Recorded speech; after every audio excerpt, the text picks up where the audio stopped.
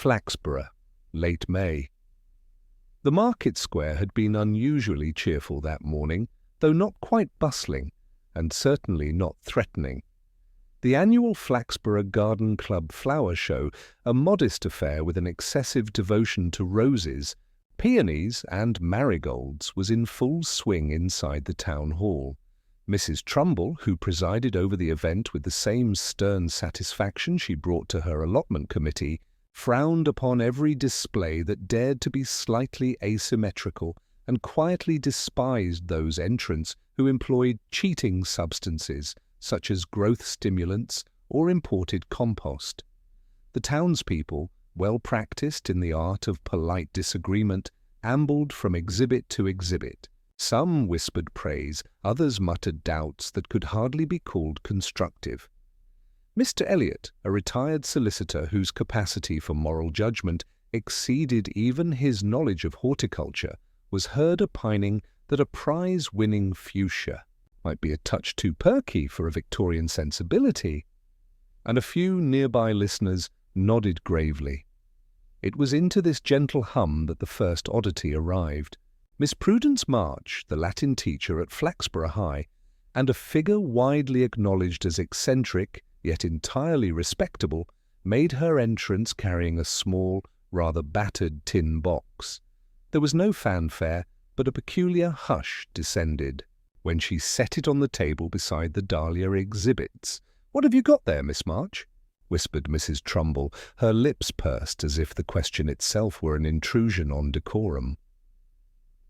"Oh, only a small collection of something I thought might interest the committee," said Miss March, her voice soft, precise, and unbendingly polite. She opened the tin with delicate care, revealing a set of miniature gravestones, no more than 3 inches tall, carved from stone, with names and dates finely inscribed. The display was quietly absurd. Several club members leaned closer, their curiosity mingling with disapproval. "Gravestones at a flower show?" muttered Mrs. Havisham, who had won the Best Dahlia Cup for 3 consecutive years and saw any deviation from petunias as a personal affront. Miss March, however, was entirely unconcerned. "A small homage to those who have tended gardens past and gone to their rest," she explained, with a faint, almost imperceptible smile. She began arranging them with meticulous care beside a bed of sweet peas. The town's reaction was immediate and subtle, as townspeople are wont to react. Whispers spread. "Is it morbid? Perhaps she's lost someone recently? Or does she have some fascination with the dead?" No one voiced the question aloud, not yet. Flaxborough prided itself on maintaining polite distance, even while curiosity swirled beneath starched collars. Purbright, standing by the entrance in his customary understated suit, observed quietly. He had been invited by the local constabulary to lend his usual gentle oversight, though no serious trouble was expected.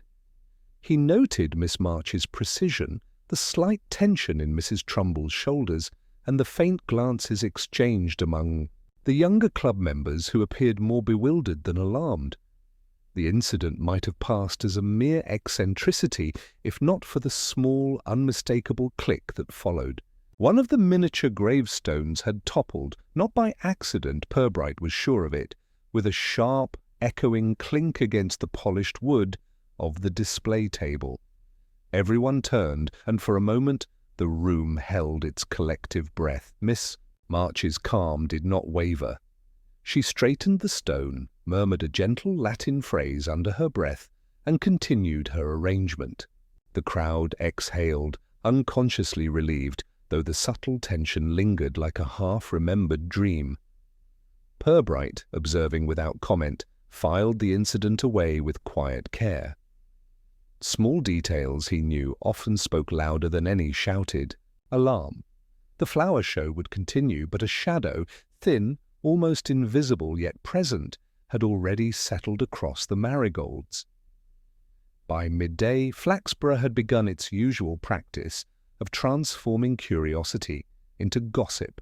The gravestones were discussed in the cafe, at the post office, and on the train to the next village, each retelling slightly more suspicious, slightly more scandalous. The town had its first whisper of the peculiar. Miss March, entirely unaware, continued her quiet devotion to miniature memorials. Purbright, unhurried, made a note in his pocket notebook. Observe Miss March. Gravestones at a flower show. Noted slight tremor in Mrs. Trumbull. Early rumor in circulation.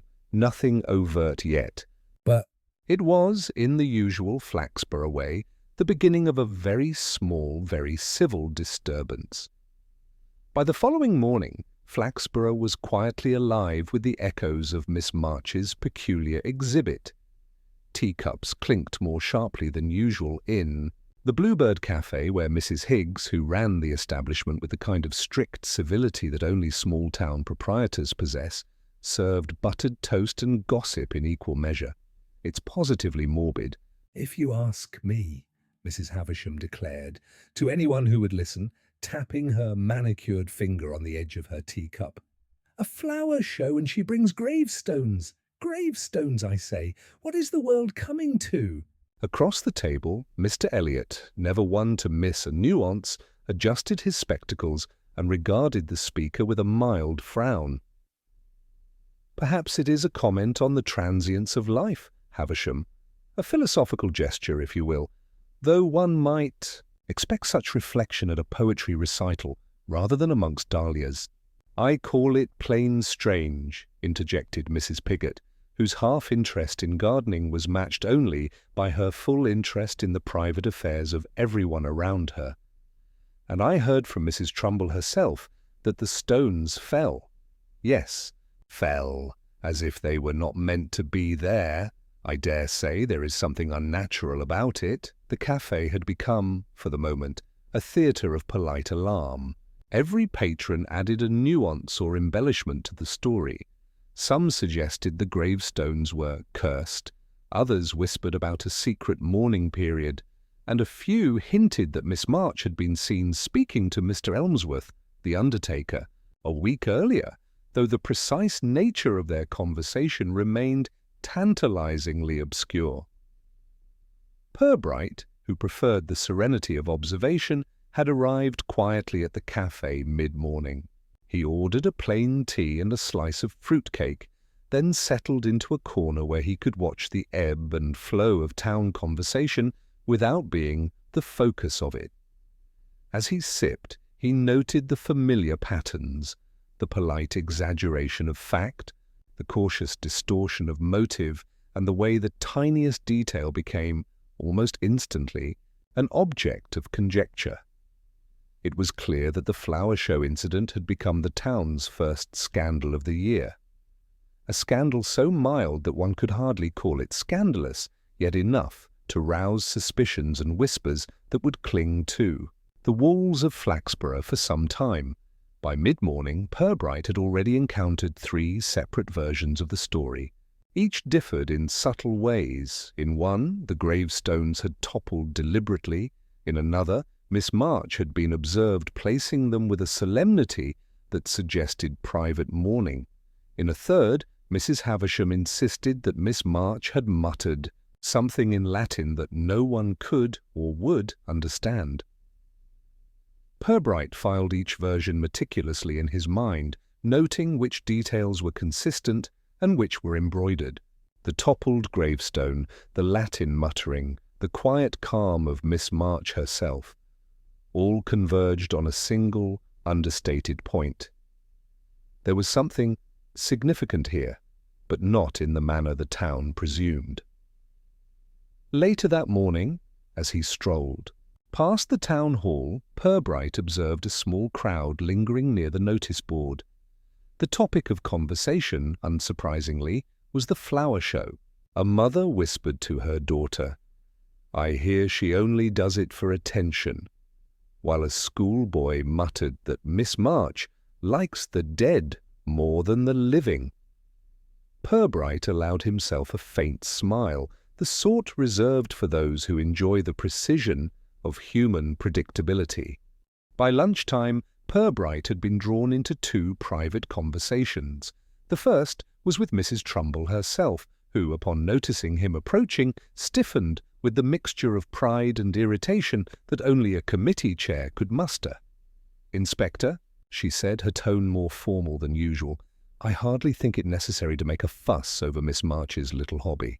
Gravestones at a flower show are hardly criminal, though—" It did cause some distress.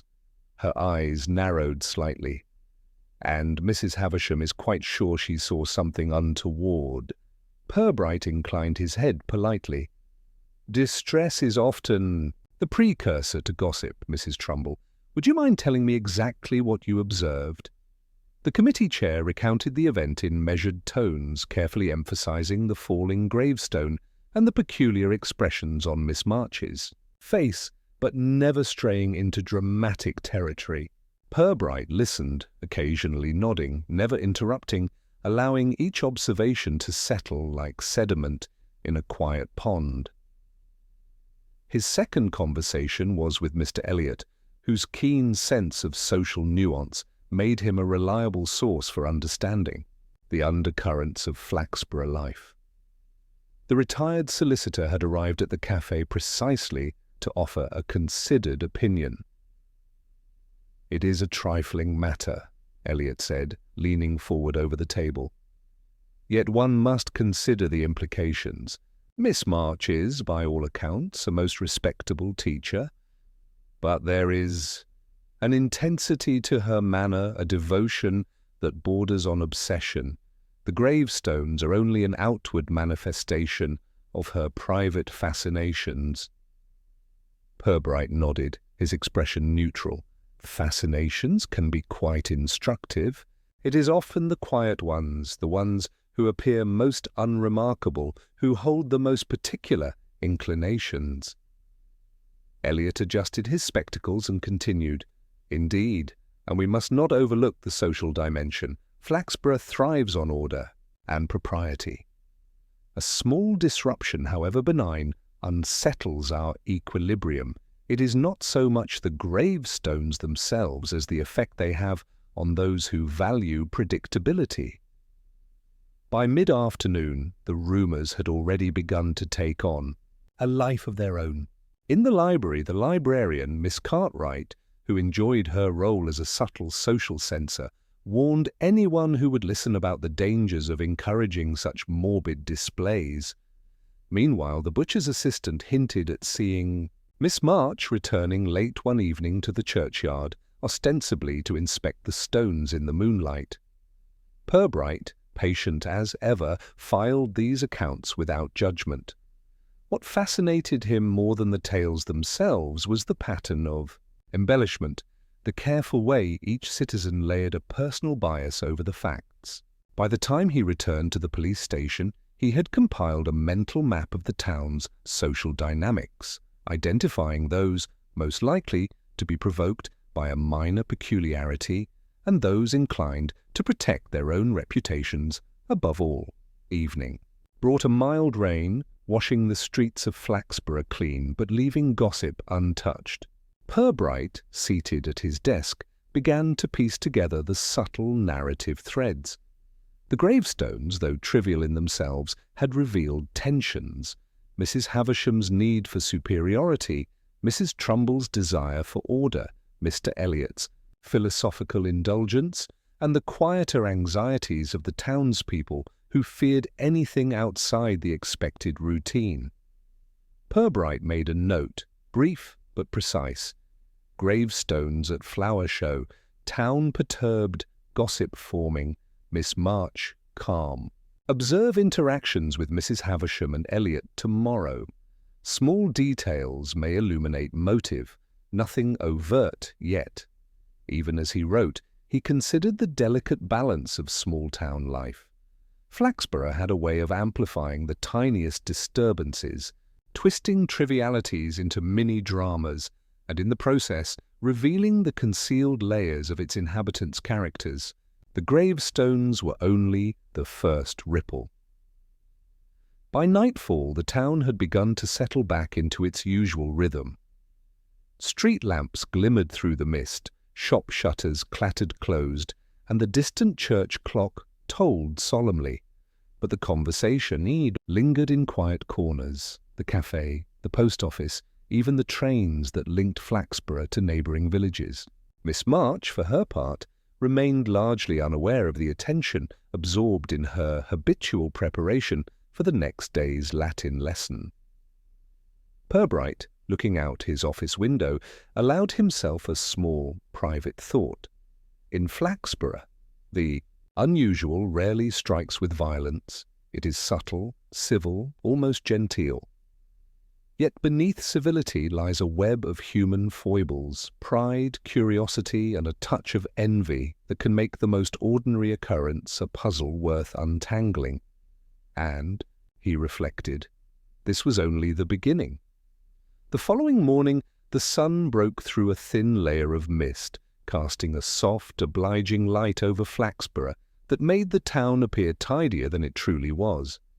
Inspector Purbright arrived at the high school just after 8 o'clock, his overcoat buttoned neatly against the lingering chill. He preferred to approach a matter like this deliberately, methodically, allowing events to reveal themselves rather than forcing them into shape. Miss March greeted him in the staff room, where the faint scent of chalk dust mingled with the aroma of early tea. She was, as ever, impeccably poised, her hair pulled into a neat bun, and her cardigan fastened with the precision of a woman who had long since made peace with order and routine. "Inspector Purbright," she said, inclining her head in a manner both courteous and measured, "I hope my little contribution to the flower show did not cause undue inconvenience." "Good morning, Miss March," Purbright replied, with the same understated calm he brought to every situation. "Inconvenience, no. Interest, certainly. If I may, I would like to ask you a few questions about yesterday, merely to understand what happened from your perspective." Miss March gestured to a chair with a faint, almost imperceptible smile. "Certainly, I am always willing to assist in clarifying matters." Purbright began with the gravestones themselves, noting her careful arrangement, her composure, and the precise manner in which one of them had toppled. Miss March spoke slowly, deliberately, emphasizing the fragility of her miniature memorials and the care she had taken to display them properly. She mentioned, casually, that she had been inspired by the older headmistress who had once taught Latin and maintained a small garden in the churchyard. As she spoke, Purbright observed her hands, steady and deliberate, noting the slight indentation of fingernails against her palms when she rested them in her lap. He made a mental note. Control over movement often mirrored control over thought. "Did anyone assist you in transporting the gravestones?" he asked. "No," she replied without hesitation. "It is a small collection. I prefer to handle such things myself." "Did you notice anyone lingering near your table during the show?" Purbright asked, carefully neutral. Miss March considered. "This." Several club members paused, as is customary. Mrs. Havisham lingered longer than most, though I do not believe it was to observe the display.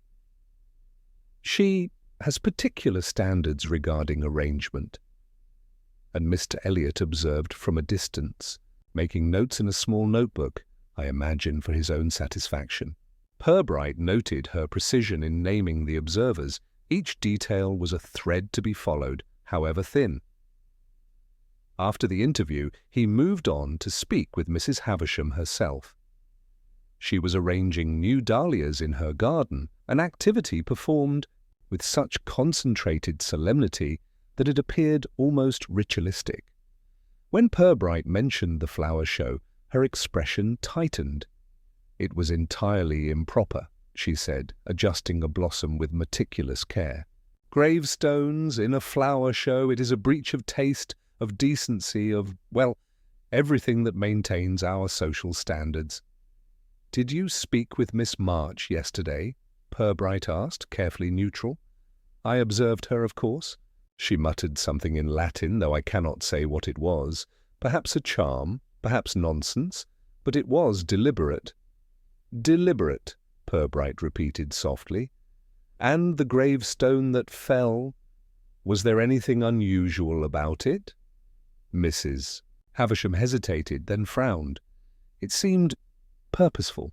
One might think she had arranged it to fall in just that way, but that is surely preposterous. No one in their right mind would stage such an event at a flower show.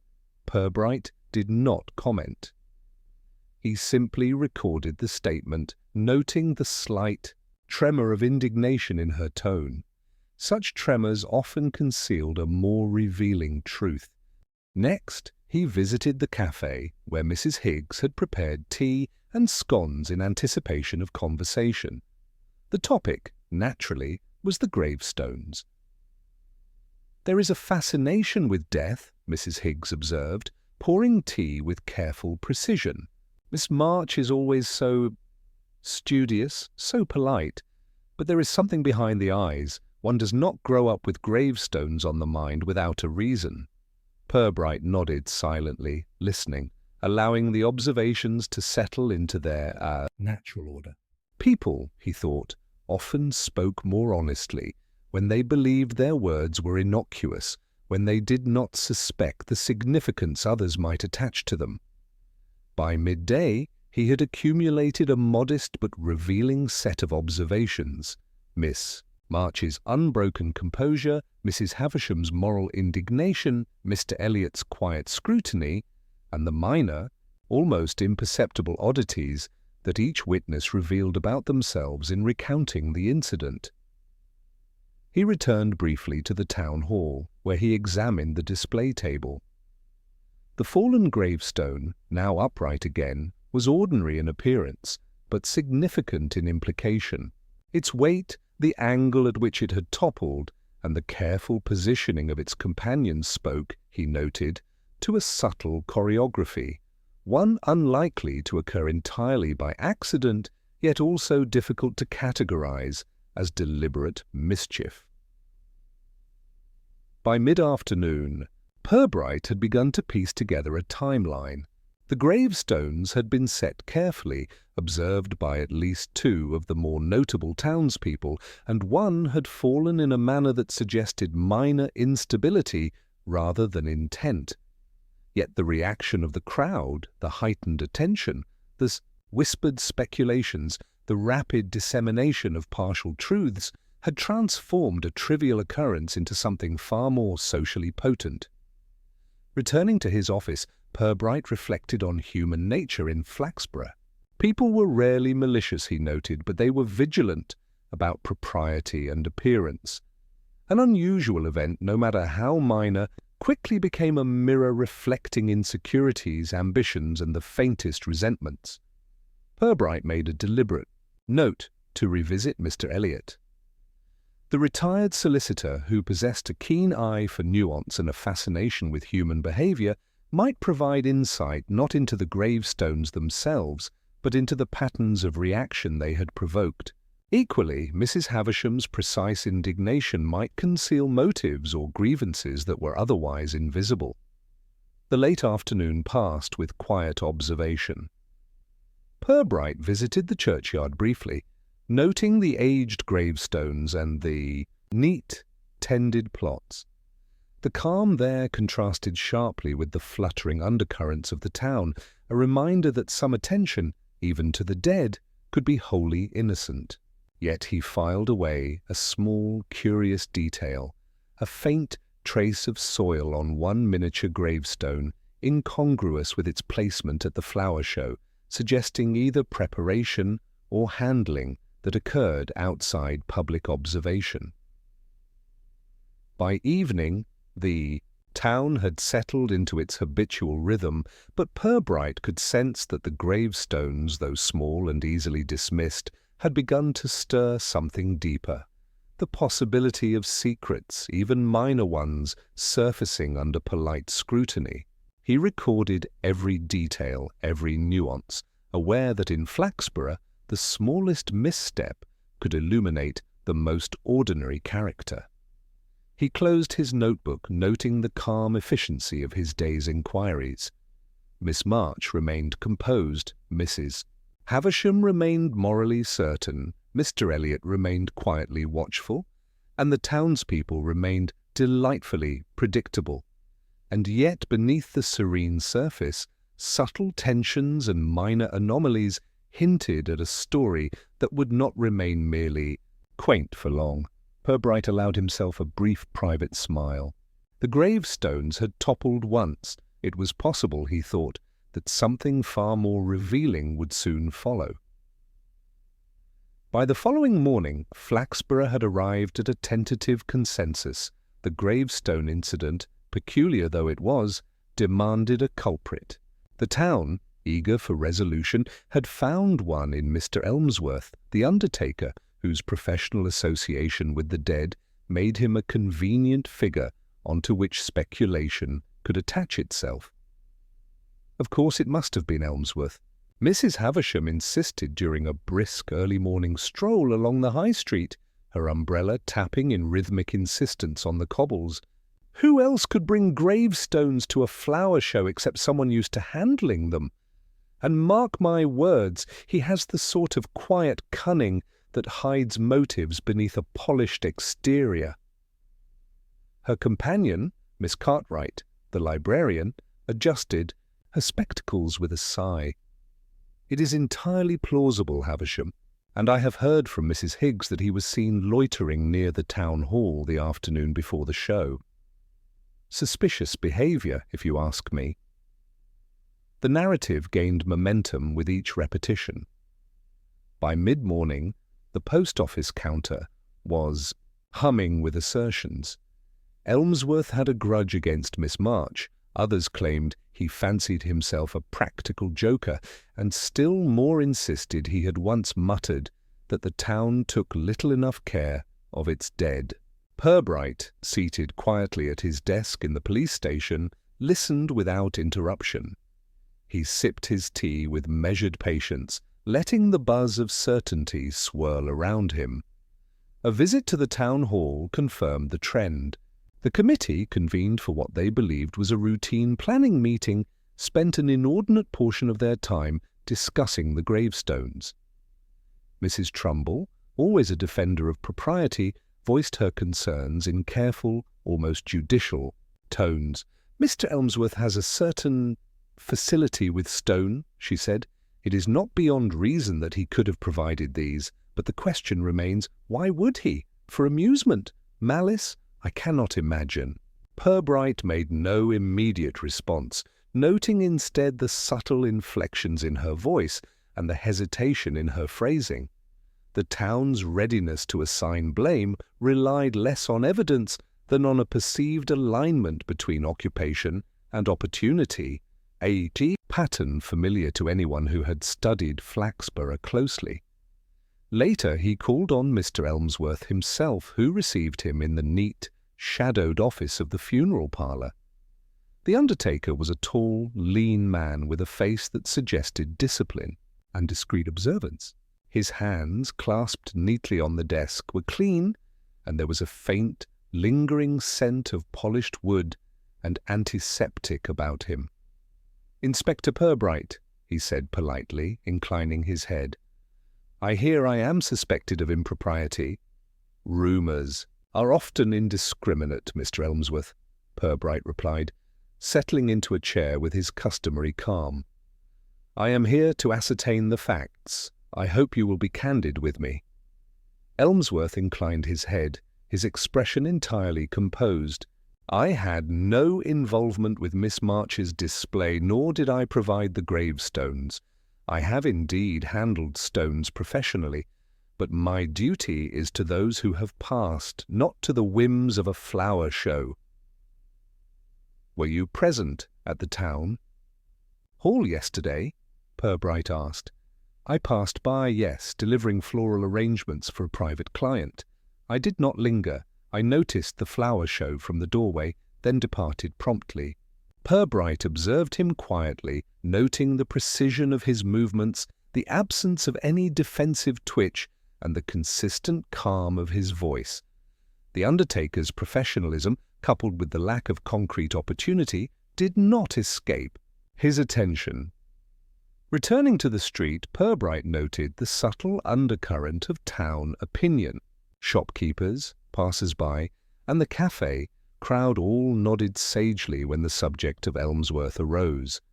Their certainty was almost comical in its unanimity. To them, a neat occupational link was sufficient evidence, and the delicate nuance of opportunity or motive was entirely secondary. By afternoon, Purbright had made further discreet inquiries. The caretaker of the town hall confirmed that the gravestones had been delivered by Miss March herself, and no one else had handled them. Several attendees corroborated her account, noting the meticulous care with which she arranged each miniature stone. It was a small but telling contradiction to the town's growing narrative. Purbright noted another detail during his walk back through the high street. The faint trace of soil that had been observed on one of the gravestones. While minor, it suggested prior handling, perhaps at the churchyard or Miss March's home, but it offered no connection to Elmsworth. A curious, almost imperceptible thought struck him. The soil was darker than that of the flower beds, finer, and slightly damp. Small, seemingly trivial differences often mattered more than the loud, obvious ones. By late afternoon, Purbright visited Mrs. Havisham once again, ostensibly to discuss arrangements for her dahlias, but in truth to gauge her reactions to the mounting suspicion of Elmsworth. She greeted him with her usual blend of warmth and disapproval. "Inspector, surely you see it must be him," she said, gesturing at her prized blooms with a tremor of indignation. "He is associated with gravestones, he has the opportunity, and he clearly enjoys things of that sort." "And yet did anyone see him place the gravestones at the flower show?" Purbright asked gently. Mrs. Havisham hesitated, a faint blush colouring her cheek. "Well, no, but that is merely a formality. One can surmise intent from association, can one not?" Purbright smiled softly, the kind of smile reserved for moments when truth is hinted at but not revealed. Intent is slippery, he reflected, and most townspeople are quick to mistake it for certainty. By evening, the police station was abuzz with the same tidy narrative. Chief Constable Reeves had already prepared a brief report, noting Elmsworth's possible involvement, the consistency of his occupation with the incident, and the town's collective unease. Purbright read the draft quietly, noting the leaps of assumption that most would take as fact. He filed the report with meticulous notes of his own. First, obvious suspect, occupational association, no concrete opportunity, multiple contradictions in testimony, town eager for resolution, professional caution required. Back in his office, Purbright reflected on human nature once more. In Flaxborough, the neat, obvious answer often carried the allure of certainty, yet the most trivial observation, the faint trace of soil, a tilt in a gravestone, a shadow of hesitation, might hold the key. The town would settle on Elmsworth because it was tidy, convenient, and comforting. But Purbright, patient and quietly attentive, knew that truth rarely conformed to convenience. He made a brief note to return to Miss March the following morning, to observe her handling of the gravestones, her interactions with students, and any small peculiarities that might otherwise escape notice. The gravestones, harmless in themselves, had revealed far more than the town realized, a web of assumptions, prejudices, and silent speculations, any one of which could obscure the real motive hiding quietly in plain sight. And so, the first obvious suspect had emerged, neat and socially acceptable. Yet Purbright, as ever, reserved judgment, quietly noting the subtle inconsistencies that suggested the situation was far less simple than the town believed. The following morning dawned grey and precise, as though the town itself had taken a careful breath and settled into observation. Inspector Purbright arrived at the flower show hall early, before the first stirrings of public curiosity, intending to examine the gravestones once more. Miss March had returned to tend her miniature display, adjusting each piece with the same meticulous care that had characterized her efforts the previous day. Purbright noticed, as he had suspected, that one stone was slightly askew, not enough to be obvious to the casual eye, but enough to draw attention if one looked closely. The displacement was subtle, a matter of millimeters, but the soil beneath it was darker in one corner, slightly more compacted than the rest. "Good morning, Miss March," Purbright said, stepping forward in his usual unobtrusive manner. "Inspector," she replied, inclining her head politely. "I trust the gravestones remain undisturbed since yesterday?" "Mostly," he replied. "I did notice this one stone has shifted a little. Do you recall handling it after the show?" Miss March glanced at the stone, her expression calm, almost unreadable. "I adjusted them very slightly when I returned, to align them. I remember nothing unusual." Purbright observed her closely. Nothing about her hands betrayed the slightest strain, and yet there was a faint smudge of soil on her sleeve, not enough to suggest carelessness, but enough to suggest contact. It was minor, almost trivial. Yet in Flaxborough, trivialities were often instructive. He moved on to speak with the hall caretaker, Mr. Bingley, a man of modest height and prodigious neatness. Bingley confirmed that no one had entered the hall after the show and before Miss March returned. "Nobody, sir.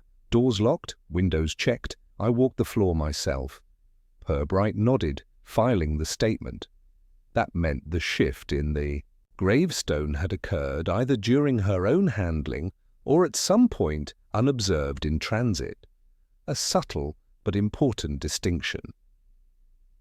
Next, he made a deliberate visit to the small churchyard, where Miss March often spent her lunchtimes. The rows of aged stones were orderly, their inscriptions fading gently with time. Purbright's attention lingered on a single cluster of graves where the soil appeared slightly disturbed, as though someone had recently leaned close or brushed the earth with care. Here was a detail that seemed inconsequential on its own, but when paired with the displacement at the flower show, it suggested a quiet, repeated interaction, ritualistic, deliberate, but hardly alarming. Returning to the high street, he stopped briefly at the florist's, where Mr. Clements arranged his daily blooms with cheerful precision. "I saw Miss March yesterday," he offered casually. "She came by after the show, very neat, very polite. Asked me about the quality of some soil she wanted for her garden plots. Nothing unusual, though she seemed attentive." Purbright filed that detail as well. Soil, attention, repeated handling, minor on their own, but accumulating into a subtle pattern that might reveal motive or habit when considered with care.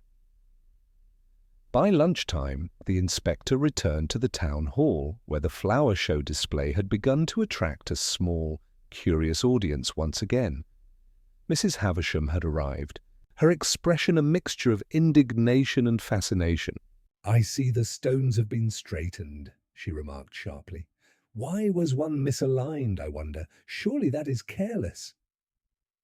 Perhaps it is merely the nature of small, delicate objects," Purbright replied, his voice light but deliberate. "Minor displacement does not always imply intent. It may simply reflect handling or gravity." Mrs. Havisham frowned but nodded in acknowledgement. Purbright noted the precise way she emphasized handling in her tone, as if implying that only someone else could have caused it. The subtleties of accusation, even polite ones, were never lost on him. He spent the afternoon quietly observing interactions. Miss March tended her display with the same unflappable calm, occasionally adjusting a gravestone or brushing her sleeve lightly against the table edge. Mrs. Trumbull wandered past, scrutinizing arrangements with a critical eye, while Mr. Elliot lingered discreetly in a corner, notebook in hand, noting small reactions from attendees. It was then that Purbright noticed something minor, almost absurd, yet striking in its oddity. A scrap of paper partially hidden beneath the corner of a gravestone carried a faint, neat inscription in pencil, a single Latin word, memoria. He retrieved it carefully, noting the neatness of the handwriting, the precision of the lettering, and the way the paper had come to rest beneath the stone. It was a trivial detail, easily overlooked by anyone else, but to Purbright it suggested deliberate placement, a private message or reminder rather than accident. Later he visited Miss March again in her classroom. He inquired, casually, about her habits in arranging the gravestones. "Do you label them in any way before transport?" he asked. Miss March considered this. "Occasionally I make small notations to myself, nothing formal. It is merely for reference, so that I may maintain the order of placement." "And the paper at the flower show?" Purbright asked softly. "Could it have fallen from your notes?" She paused, her lips pursed for the briefest moment, then nodded ever so slightly. "Perhaps. I must have misplaced it while arranging." A trivial oversight. Purbright allowed the moment to pass, noting the faint tension in her voice, the subtle pause, the careful control she exercised. These were the details that mattered more than dramatic gestures, hesitation, micro-expressions, and the consistent small anomalies that hinted at motive or preoccupation.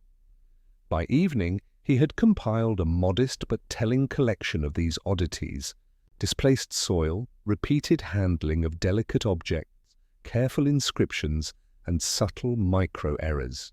They were inconsequential to anyone else, but to Purbright they formed a faint pattern, quiet, precise, and distinctly human. He made notes for the following day's inquiries, intending to speak again with Mrs. Havisham, Mr. Elliot, and a few other flower show attendees. Each conversation offered a chance to observe reactions, to catch the slight inconsistencies that often escaped casual attention. In Flaxborough, these minutiae were far more revealing than loud claims or public certainty. As he returned to the police station, the town seemed unusually still, as if holding its breath. The gravestones, trivial in size but substantial in consequence, had begun to expose a web of subtle interactions and hidden patterns. Purbright reflected on the peculiar satisfaction of small discoveries: a smear of soil, a tilted stone, a scrap of paper. The trivial but odd detail, the kind that anyone else might dismiss, was often the first whisper of the truth. And Purbright, patient as ever, knew that when the town fixated on the obvious, it was these quiet, almost invisible threads that ultimately revealed the story beneath. The following morning, Flaxborough stirred to life under a thin veil of drizzle, the kind that softened edges and blurred the distinction between street and gutter. Inspector Purbright, umbrella in hand, took his usual measured route through the town, observing the early risers and small routines that gave the place its peculiar rhythm. Even in the modest light, the gravestones at the flower show lingered in town conversation, though the focus had broadened. It was no longer simply Miss March or Mr. Elmsworth who captured attention, but the subtle interplay of personalities that the incident had revealed. Purbright began at the town hall, where Mrs. Trumbull was arranging new paperwork for an upcoming council meeting. She glanced up, eyebrows raised, as he entered. "Inspector, you are early. I trust you are here for—" "Oh yes, the gravestone matter?" "Yes, Mrs. Trumbull," Purbright replied politely. I wonder if I might speak with some of the committee members regarding their observations at the show." She hesitated slightly, then nodded. "Very well. I suppose it is prudent to collect statements before rumour carries the matter further." The first person he spoke with was Mr. Eldridge, a retired bank clerk with a particular fondness for order and a faintly adversarial curiosity toward anyone new. Eldridge described the gravestones in detail, noting the elegance of Miss March's arrangement, yet expressing mild irritation at the disruption it caused to the otherwise harmonious display. He added that he had observed a fleeting interaction between Miss March and a young assistant from the library, a Miss Parker, whose role in the town was normally unremarkable.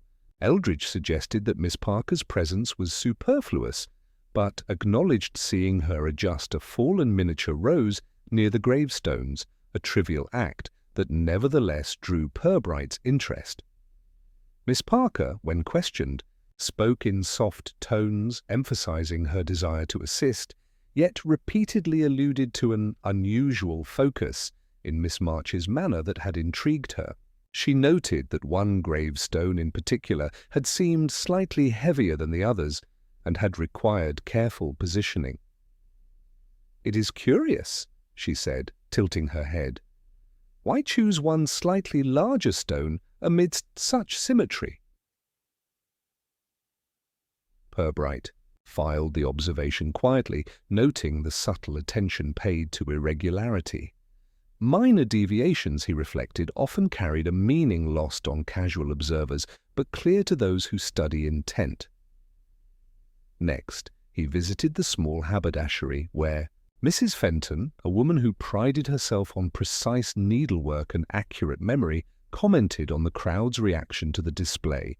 She mentioned overhearing Mrs. Havisham express disbelief that anyone could display gravestones at a flower show, as well as a whispered remark from Mr. Elliot about the delicate nature of obsession.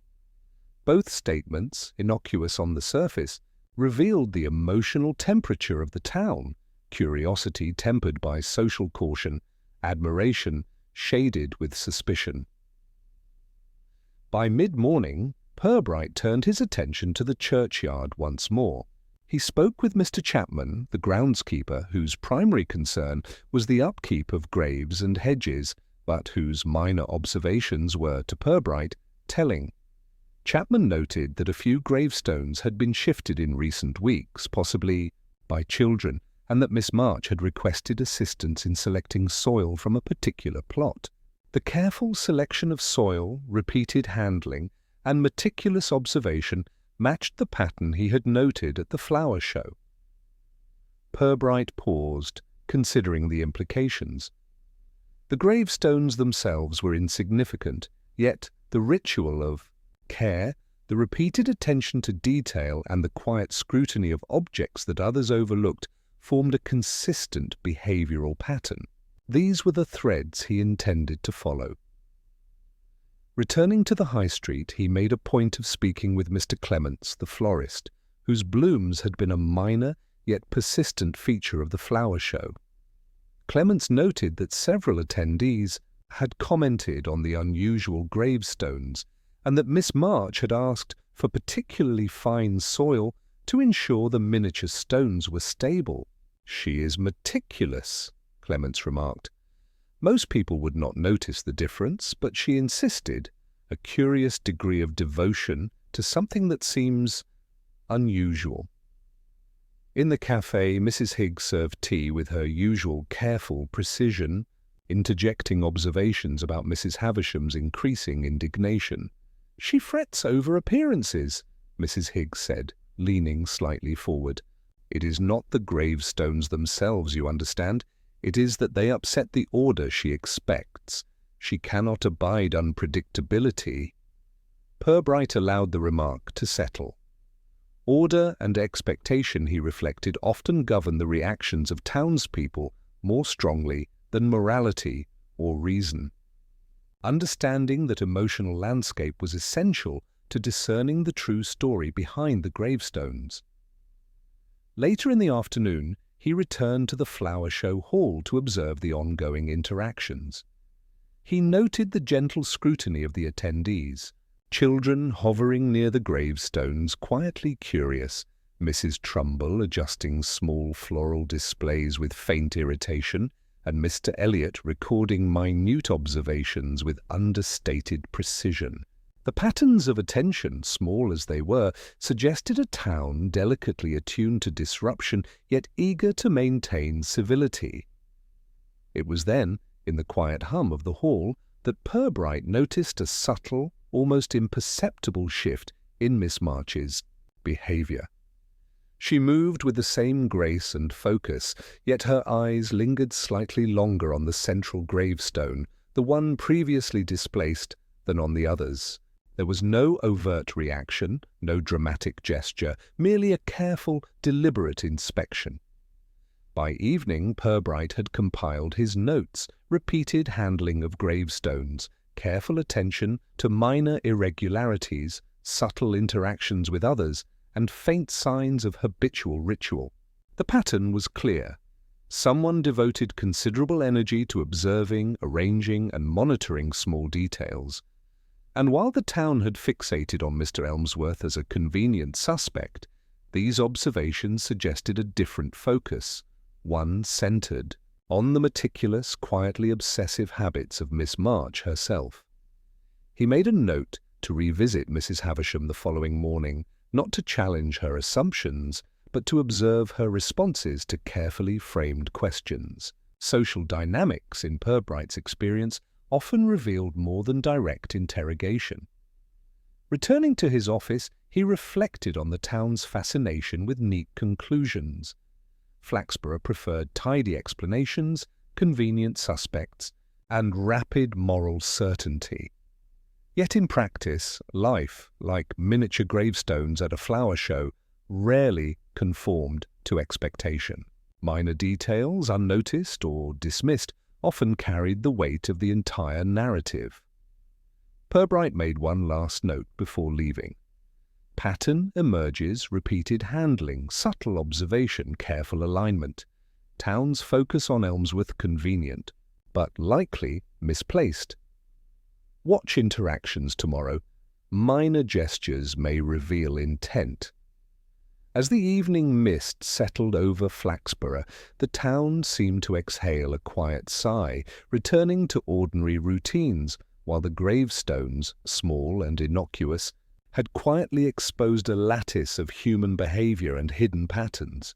The case, still delicate and largely invisible to most, was beginning to unfold in subtle, telling ways, and Purbright, patient as ever, knew that the true revelation would arrive not through noise or accusation, but through attentive observation, and the faintest of discrepancies.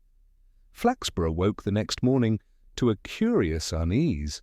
The drizzle had ceased, leaving a sharp, crisp air that carried the faint scent of wet cobbles and newly turned soil. Inspector Purbright, arriving at the town hall just after 8, noted that the flower show display remained intact, yet there was an unusual tension in the hall. Attendees whispered behind gloved hands, and even the usually placid Mrs. Trumbull moved with a slightly clipped precision. The second incident, when it occurred, was subtle but unmistakable. The central gravestone, the one that had first toppled and drawn so much attention, was missing. Not displaced or shifted, but entirely absent. The space where it had stood was bare, leaving a conspicuous gap in the otherwise meticulous arrangement. Miss March, upon discovering the absence, maintained her customary composure, though her eyes lingered on the empty spot with quiet intensity. "This is unexpected," she murmured, adjusting a smaller stone as though hoping it might fill the void. The news spread quickly. Mrs. Havisham arrived shortly thereafter, her face a study in outraged disbelief. "How can this happen?" she demanded. "Someone has removed it. This is not mere negligence. It is an affront," Purbright observed silently from a distance, noting the mixture of indignation and fascination that colored the reactions around him. He had long learned that the town's response to minor disruptions often revealed more about human nature than the events themselves. He began his inquiries by speaking with the hall caretaker, Mr. Bingley. "I locked the doors last night," Bingley insisted, his voice tight with defensiveness. "I checked everything. No one should have had access." "Was there any sign of forced entry?" Purbright asked, noting the careful phrasing. "None, sir. Nothing at all. The lock shows no tampering. But—" Bingley hesitated. "There was a small scrap of paper caught under the window-sill. I only noticed it this morning. It looked like a note, but I did not read it." Purbright took the note with careful hands. It was a fragment of thin paper, torn hastily, with a single, neat word scrawled in pencil: obscura. The handwriting was deliberate, precise, and faintly familiar. He made a mental note, connecting it to the previous scrap labelled Memoria.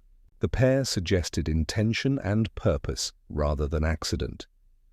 Next, he spoke with Miss Parker, who had remained near the display to assist Miss March. She reported that she had seen no one enter the hall after the doors were locked. "But," she added thoughtfully, "I did notice a shadow near the side window yesterday evening. I thought it might have been a trick of the light." Purbright noted the careful hedging. Light, shadow, and perception were often the subtle clues that revealed more than direct testimony. He visited Mrs. Havisham again, ostensibly to discuss her flowers, but in truth to observe her reaction to the missing stone. She was mortified.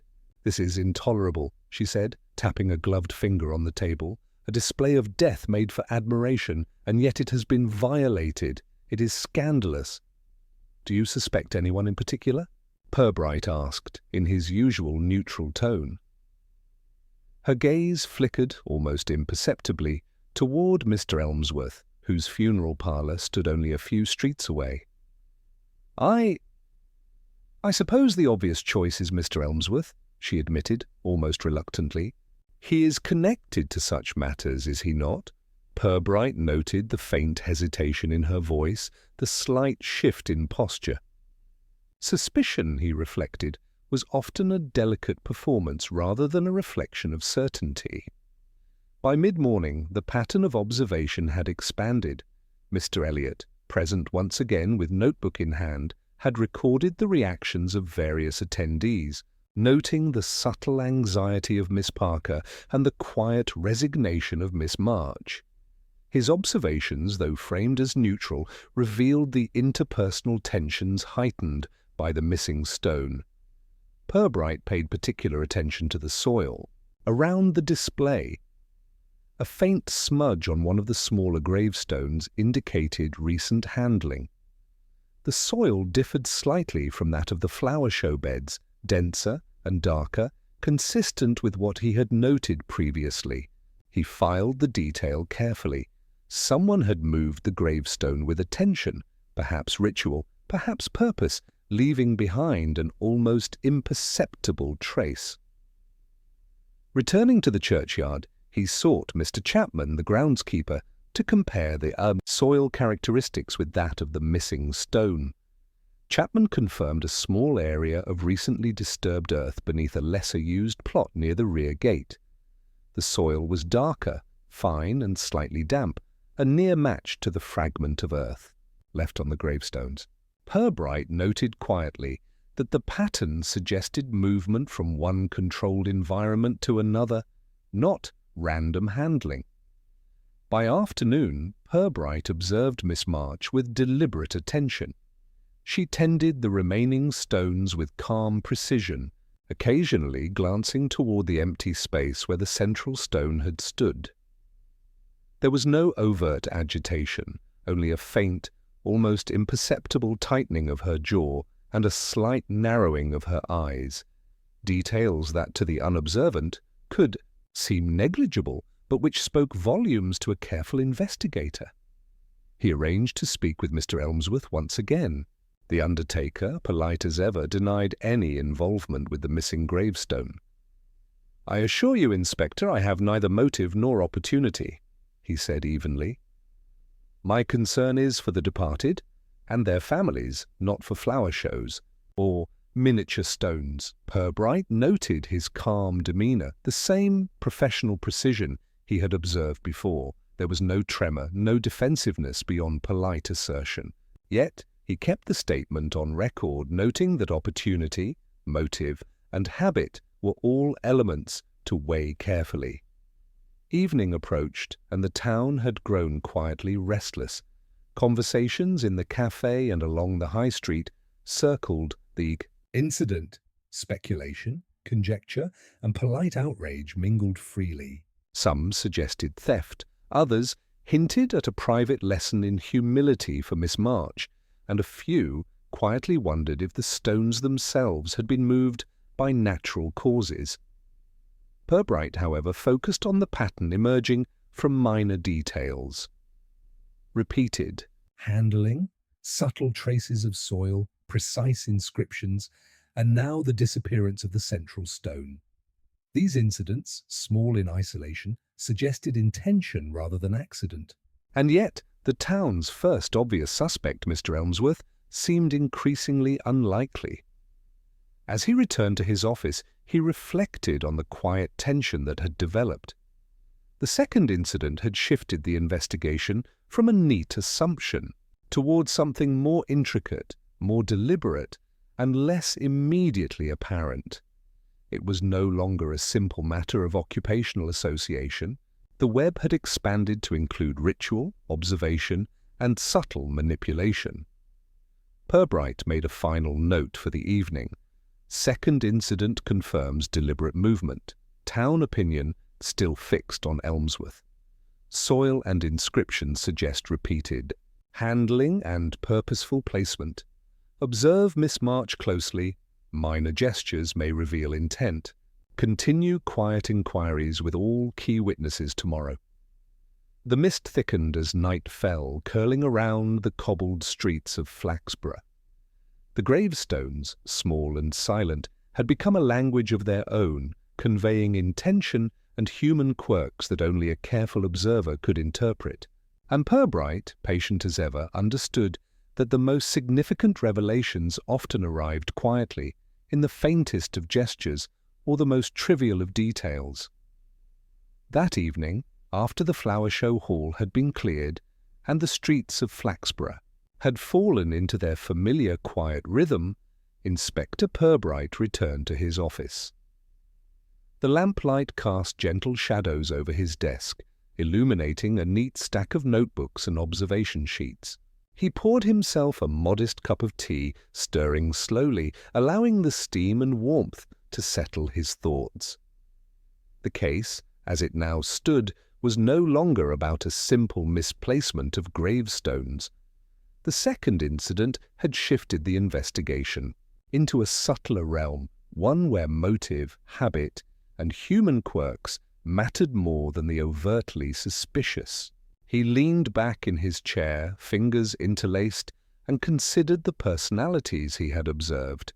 Miss March, disciplined and meticulous; Mr. Elmsworth, calm, precise, and almost theatrically unconcerned; Mrs. Havisham, prone to indignation, but always socially attuned; and the small cast of townspeople whose minor actions and comments had accumulated into a quiet but revealing chorus. Purbright reflected first on Miss March. There was something in her methodical approach that suggested devotion rather than mischief. Her careful handling of the gravestones, the small Latin notes, the selection of soil, all indicated a mind attuned to detail and ritual. These were habits cultivated over time, and while they might appear eccentric, they were consistent with her broader character, orderly, conscientious, and quietly intense. He noted that the attention she paid to the central gravestone, the one now missing, implied significance beyond the ordinary. The disappearance of that single stone, far from causing panic, had elicited a subtle adjustment in her routine, rather. than overt distress. This calm, controlled response spoke more to habitual engagement than to caprice. Then there was Mr. Elmsworth. The town's first obvious suspect had in the end revealed only his own professional habits. The undertaker's calm demeanor, precise movements, and measured speech were consistent with decades of careful observation and disciplined work. There was no hint of agitation, no trace of defensive overcompensation, yet the townspeople were quick to associate him with the gravestones, projecting assumptions onto his occupational expertise. Purbright noted how often societies, especially small towns, mistake familiarity with guilt, the convenient link between role and incident, leading to premature conclusions. He turned his thoughts to the town itself. Flaxborough, with its neat facades and quietly competitive social order, valued conformity and propriety above all else. Deviations, even minor ones, were scrutinized, interpreted, and often exaggerated. A fallen gravestone became a scandal. A missing stone became a crime. And yet, beneath the surface, the town maintained its routines, children skipping along the pavements, shopkeepers arranging wares, the church clock chiming with comforting regularity. Purbright found the contrast endlessly instructive. Human behavior, he reflected, revealed itself in both the dramatic and the mundane, and the latter often spoke with greater clarity than the former. He considered the soil traces, the tiny notes, and the subtle adjustments at the flower show. Individually, each was insignificant, almost absurd in its triviality. Together, however, they formed a consistent pattern of quiet engagement, deliberate handling, and attention to detail. These were the hallmarks of intent, he thought, more persuasive than any loud protestation or obvious accusation. Purbright also reviewed his own observations of townspeople's reactions. Mrs. Havisham's indignation, Mr. Elliott's silent notations, and Miss Parker's tentative interventions all revealed layers of perception, bias, and subtle influence. In Flaxborough, people were rarely honest merely to tell the truth. They spoke in tones shaped by propriety, expectation, and social positioning. Listening, watching, and noting these subtleties allowed an observer to glimpse underlying motives that were otherwise concealed. He thought, too, of the second incident, the missing gravestone. Unlike the first toppled stone, this had not occurred by accident or oversight. It was deliberate, executed without force, and left only the faintest trace of soil and a single deliberate word. Obscura. It suggested purpose, yet not malice. There was intent in the movement, but the act itself lacked the violence or selfishness one might expect from a petty thief. Purbright recognized in this a subtle psychological marker. Whoever had moved the stone did so with care, ritual, and perhaps even reverence. As he sipped his tea, the inspector reflected on human nature itself. People are often governed by pattern and habit more than by conscious reasoning. They make choices influenced by routine, observation, and silent adherence to personal codes of conduct. The gravestone incidents, small as they were, had revealed the lattice work of these habits, the careful attention to soil, the ritual placement, the subtle Latin notes, and the faint hesitation in gestures all pointed toward a deliberate, disciplined mind, one that acted according to its own internal logic rather than external pressure or provocation. Purbright allowed himself a faint smile. The case, far from being resolved by the first obvious suspect, was unfolding along a far more intricate path. It required patience, observation, and the careful accumulation of trivial details, an approach that was entirely suited to the peculiar rhythms of Flaxborough. He also considered the subtle hierarchy of influence in the town. Public opinion, gossip, and social expectation exerted gentle pressure, yet these forces could obscure the truth as easily as they could illuminate it. A careful observer needed to distinguish between perception and reality, between socially convenient assumptions and the factual sequence of events. Finally, he reflected on his own approach. Patience, he thought, was not merely a matter of waiting, it was an active engagement with detail, with behavior, and with context. The gravestones, small as they seemed, had become instruments through which he could observe intent, habits, and character. Each minor smudge, tilt, or note was a clue to the rhythm of human action and the subtleties of motive. Purbright placed his empty cup on the desk and opened a fresh page in his notebook. He would return to the flower show in the morning, speak again with Miss March, and continue his quiet observations. The town was eager for resolution, the first obvious suspect still under polite suspicion, but the real truth, he was certain, lay elsewhere, in the minutiae, the small rituals and the subtle, disciplined actions that few noticed, but he had begun to catalogue. The night deepened outside and the lamplight cast soft shadows over the cobbles. In Flaxborough, life carried on, serene and orderly, yet beneath the surface a quiet web of intention, ritual, and human habit had begun to reveal itself. Purbright leaned back, content in the certainty that, given time and patience, the full pattern would emerge, and the town would learn, in its own slow way, what had truly occurred. The morning was cool and damp, the kind of quiet English day that encourages reflection more than action. Inspector Purbright arrived at the flower show hall before the doors opened, taking a slow, measured walk around the display, noting every detail he had recorded in the previous days. The central gravestone's absence was now fully integrated into the town's collective consciousness.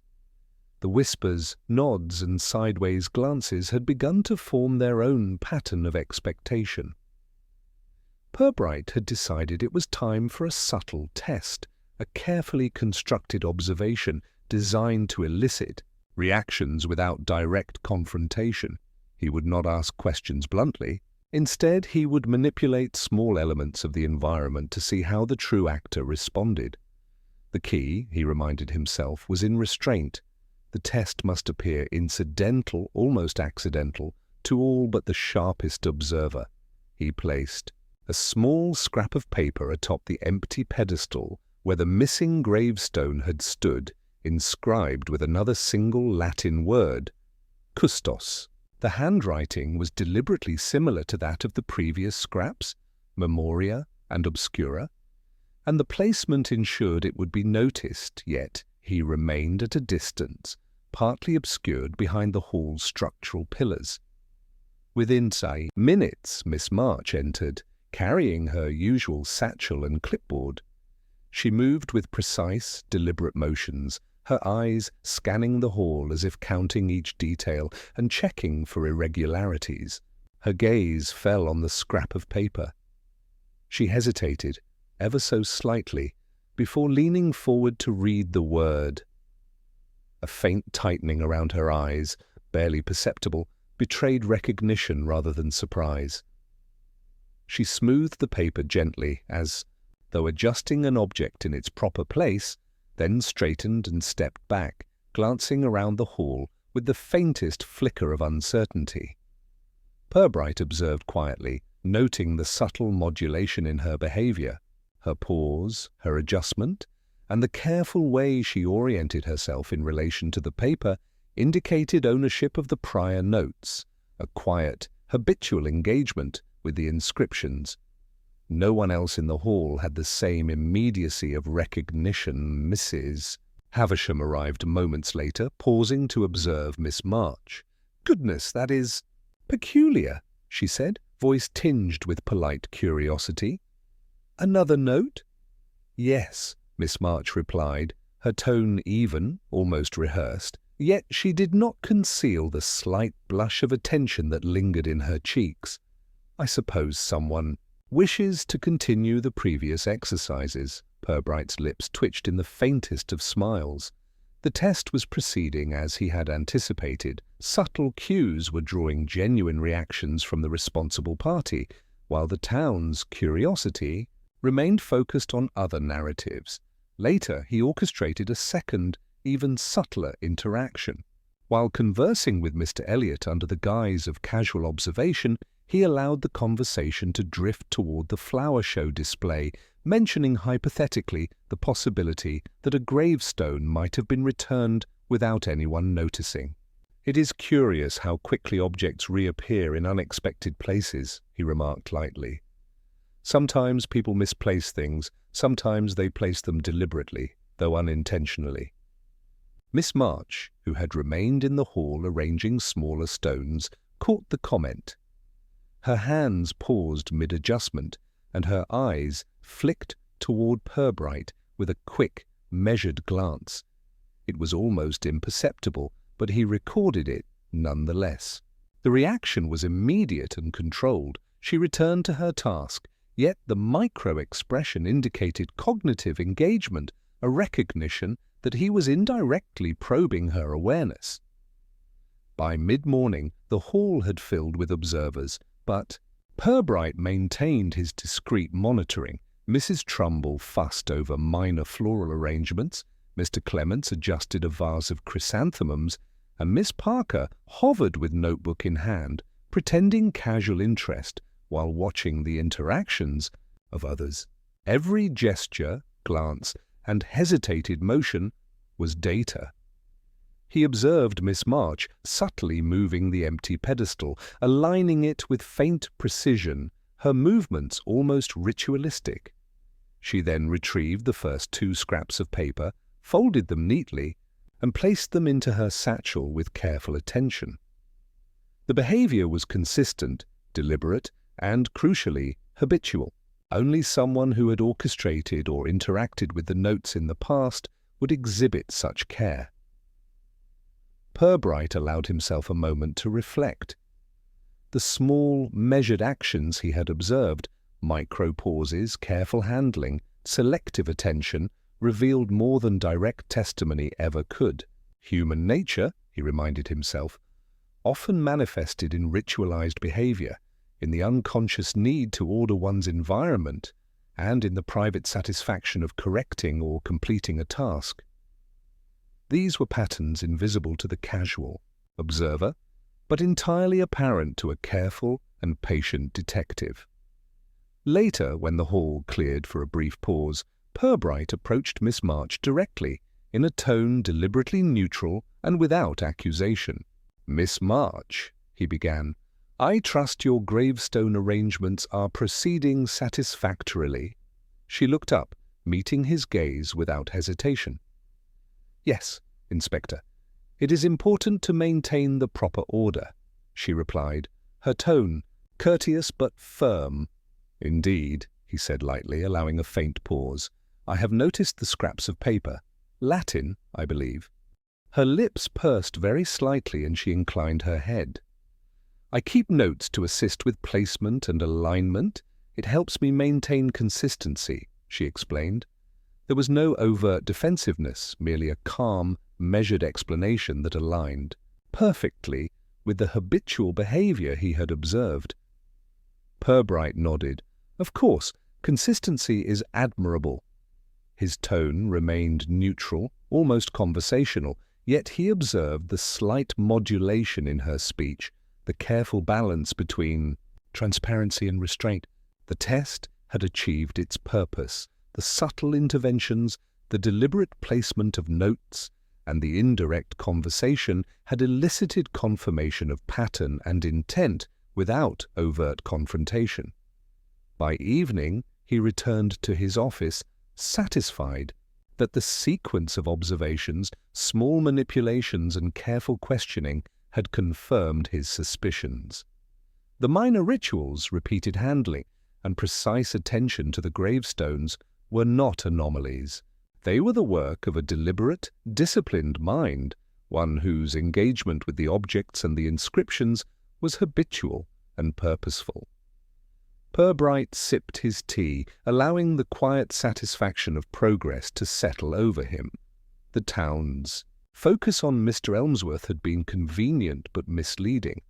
The true narrative lay in the subtle, deliberate actions of a patient, orderly individual who expressed intent not through drama but through careful ritual and minor interventions. Flaxborough, for all its gossip and polite assumptions, had provided him with all the evidence he needed. The test had confirmed the actor, the habits, and the motives, all without raising suspicion or public alarm. The inspector made one final note for the day. Test successful, pattern confirmed. Observe final interactions tomorrow, prepare for controlled revelation. Town's assumptions remain misaligned, timing and setting crucial for disclosure. Night settled over the high street, quiet and expectant. The gravestones, small and deliberate, had revealed their language to one attentive observer, and Purbright, patient as always, understood that the conclusion when it arrived would be calm, precise, and entirely in keeping with the subtle rhythm of Flaxborough itself. The morning sun filtered through the tall windows of the flower show hall, casting a warm, dappled light across the polished wooden floors and the carefully arranged gravestones. Inspector Purbright arrived with the quiet calm that always seemed to precede decisive moments. He had requested a small gathering: Miss March, Mrs. Havisham, Mr. Elmsworth, and a few of the key townspeople, ostensibly to discuss the arrangement for the forthcoming community exhibition. The tone was entirely civil, but Purbright knew that subtle observation would now give way to gentle exposition. Miss March entered first, carrying her clipboard, moving with her habitual precision, adjusting her skirt and straightening the alignment of the smaller stones with habitual care. She glanced at the empty pedestal where the central stone had once stood, betraying only the faintest tightening of her jaw, a gesture so slight that most would have missed it. Mrs. Havisham followed, bustling in with an air of mild indignation. "I trust we are addressing the, unfortunate incidents," she said, her tone clipped but polite. "The town deserves clarity." Mr. Elmsworth arrived last, calm and measured, his hands clasped behind his back. He offered polite greetings, acknowledging the other attendees with understated civility. Purbright, standing before the gravestone display, allowed a moment for everyone's attention to settle. He spoke slowly, deliberately, with the air of someone reflecting aloud rather than accusing. "We have observed, over the past week, two notable incidents. The first, the displacement of a gravestone, and the second, its complete removal from the display. Both events caused a certain consternation, and naturally attention turned toward obvious explanations. It is human to seek neat conclusions, particularly in a town where order and propriety are valued." Mrs. Havisham nodded vigorously. "Precisely! That is what I have been saying. The obvious conclusion surely was—" Purbright raised a hand in gentle interruption. "The obvious conclusion, Mrs. Havisham, was indeed convenient. Yet, as often happens, convenience does not equate to truth. In this case, observation of behavior, subtle patterns, and repeated actions has provided clarity." He paused, allowing the words to sink in, then gestured toward the empty pedestal. "The missing gravestone," he continued, "was not taken in malice, nor through negligence, nor by a convenient suspect simply because of profession. Rather, it was moved deliberately, with precision, care, and a defined purpose." Miss March shifted slightly but remained composed, eyes fixed politely on the inspector. Purbright's voice carried softly, almost conversationally. "The sequence of Latin notes, the careful handling of the stones, and the repeated attention to minor details all point to a single pattern, a pattern of devotion, ritual, and habitual oversight."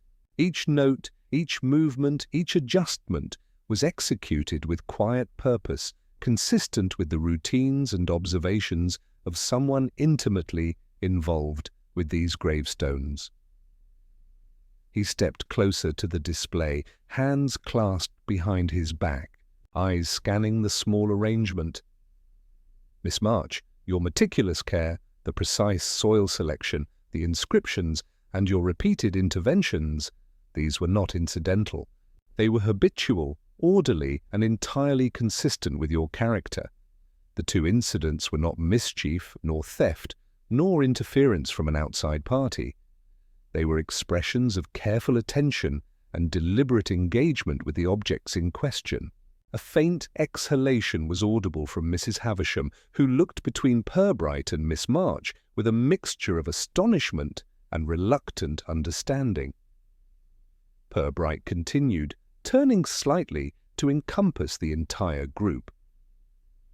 "Mr. Elmsworth, I trust you will accept that your expertise, calm observation, and professional integrity were never in question. Your role, while relevant to the town's initial assumptions, was coincidental rather than causal.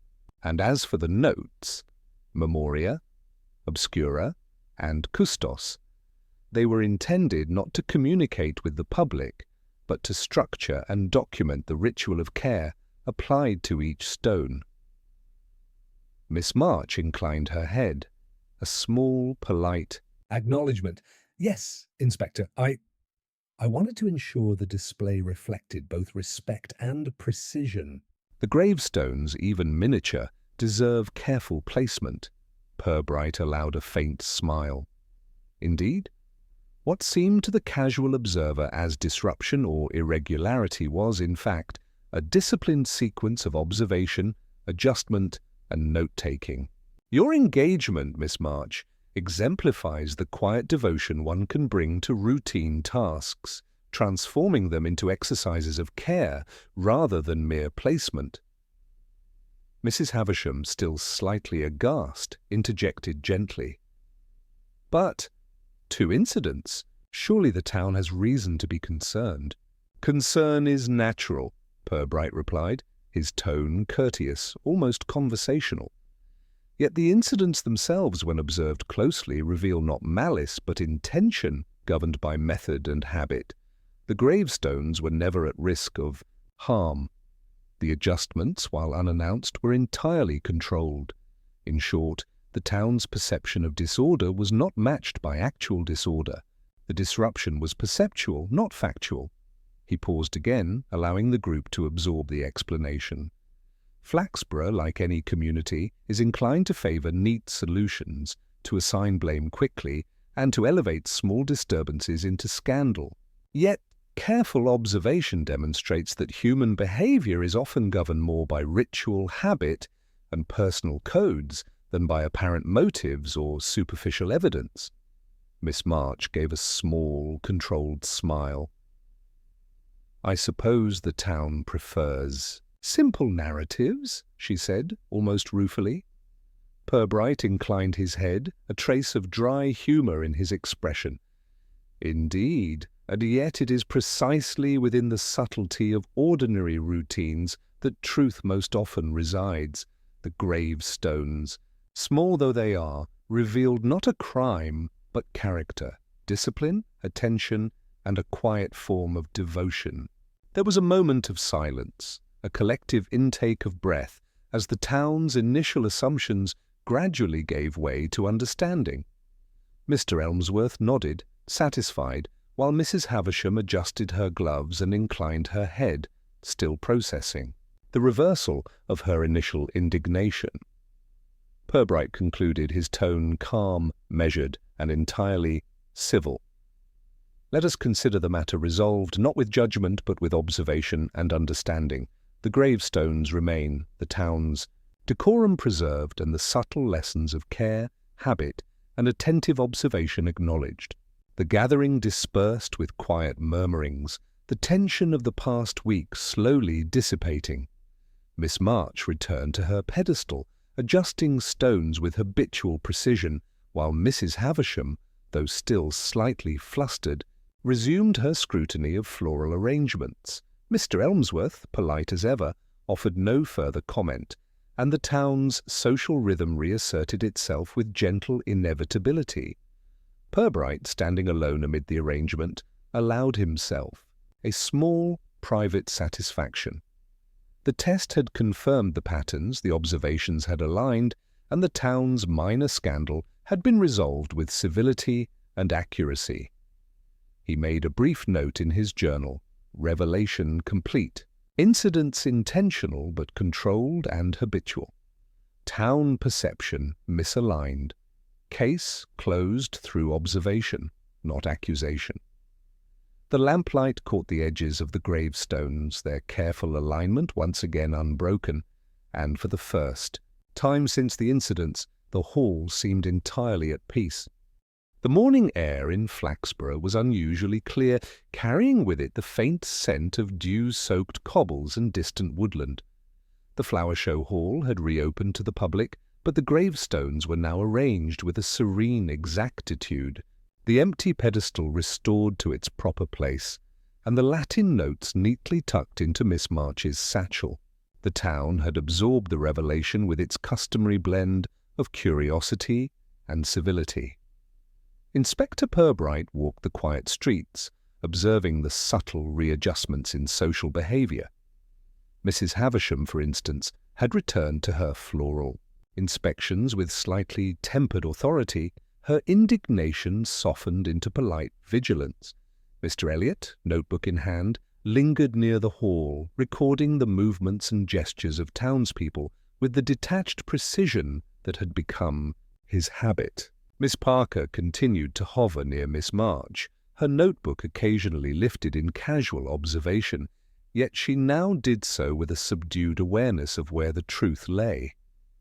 Purbright made his way to the cafe where the morning crowd murmured in subdued tones. Conversation circled the events of the past week, but with each retelling, the story subtly shifted. Some recounted the incidents with dramatized horror. Others reflected on the quiet diligence of Miss March, noting her unusual devotion and precise care. The town, it seemed, had already begun integrating the events into its collective narrative, folding them neatly into the existing pattern of Flaxborough's social life. Inside the cafe, the usual rhythm persisted. Mrs. Trumbull arranged pastries with meticulous care. The aroma of fresh coffee mingled with the faint scent of newspapers, and the small chime above the door announced the arrival of familiar faces. Purbright ordered a cup of tea, noting the small interactions around him, a whispered joke between Mr. Clements and a neighbouring florist, the measured greetings exchanged between Mrs. Havisham and a passing acquaintance, and the subtle, almost imperceptible glance Miss March offered him as she passed. These gestures, ordinary yet telling, allowed Purbright to reflect on the nature of the case. It had never been about overt malice, theft, or criminality in the conventional sense. Rather, it had been a demonstration of ritual, discipline, and attentiveness, the kind of human behavior that eludes easy explanation but reveals itself through patience and careful observation. He sipped his tea, noting how the smallest details, the tilt of a gravestone, the faint pressure of a hand on paper, the momentary hesitation in a glance, had provided the key to understanding. Returning to the flower show hall later that morning, he found Miss March adjusting a final alignment of stones, her movements methodical and calm. "Everything in its proper place," she said, a hint of satisfaction in her voice.